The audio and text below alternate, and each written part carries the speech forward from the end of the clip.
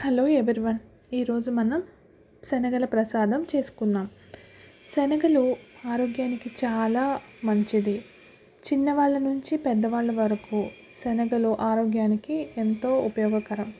దానిలో ఉండే ప్రోటీన్ మన బాడీకి చాలా మంచిది. సో శనగలు ప్రసాదం చేయడానికి ఫస్ట్గా మనకు కావాల్సింది నానబెట్టిన శనగలు అట్లీస్ట్ 10 to 12 hours నానితే చాలా బాగుంటుంది. సో నానబెట్టుకున్న శనగలు ఇంకా కొంచెం పచ్చి కొబ్బరి తురుముకొని ఉంచుకోవాలి. ఆ తర్వాత ఎండుమిర్చి, ఇంకా సరిపడినంత ఉప్పు, పచ్చిమిరపకాయలు అండ్ కరివేపాకు.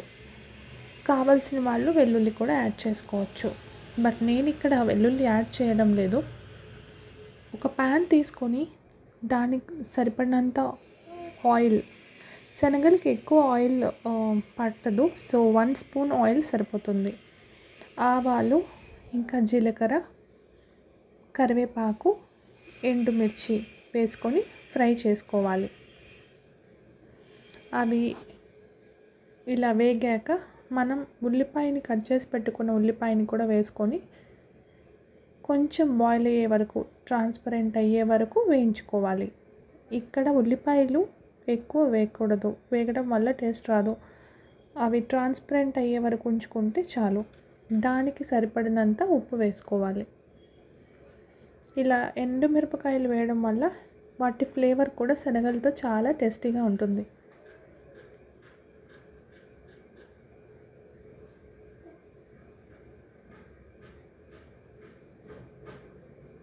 ఆనియన్స్ వేసుకున్న తర్వాత ఆనియన్స్ని ఇంకా చిన్న చిన్న పీసెస్గా కట్ చేస్తే చాలా టేస్టీగా ఉంటుంది.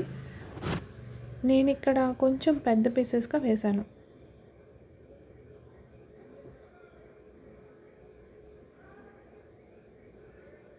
ఇవి ట్రాన్స్పరెంట్ అయ్యే టైంలో మనం ఉంచుకున్న కరివేపాకు కూడా వేసేసేయండి.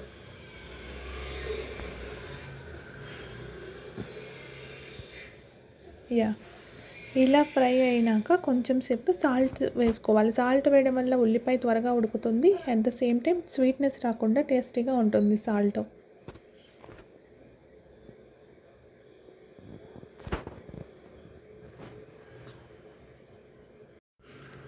శనగలు నానబెట్టిన వాటిల్లో కొంచెం సాల్ట్ వేసుకొని మనం బాయిల్ చేసుకొని పెట్టుకున్నాం. So boil at least 2 to 3 whistles వస్తే శనగలు బాగా ఉడుకుతాయి. శనగలు సరిగా ఉడకపోయినా టేస్ట్ రాదు, ఓవర్ బాయిల్ అయినా కూడా టేస్ట్ రాదు. సో మనం నానబెట్టిన శనగల్ని ఇలా ఉప్పు వేసి బాయిల్ చేసుకున్న తర్వాత వాటిని ఈ ఆనియన్స్లో వేసి మిక్స్ చేసుకోవాలి. ఇలా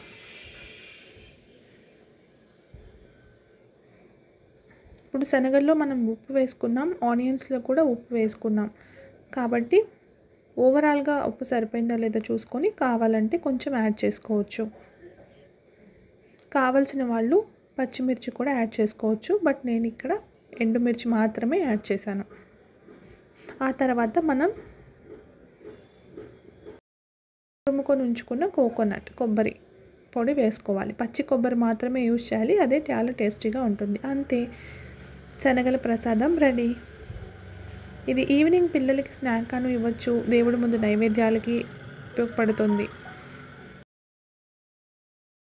అంతే, శనగల ప్రసాదం రెడీ. లైక్ చేయండి, షేర్ చేయండి, సబ్స్క్రైబ్ చేయండి. Thank you so much.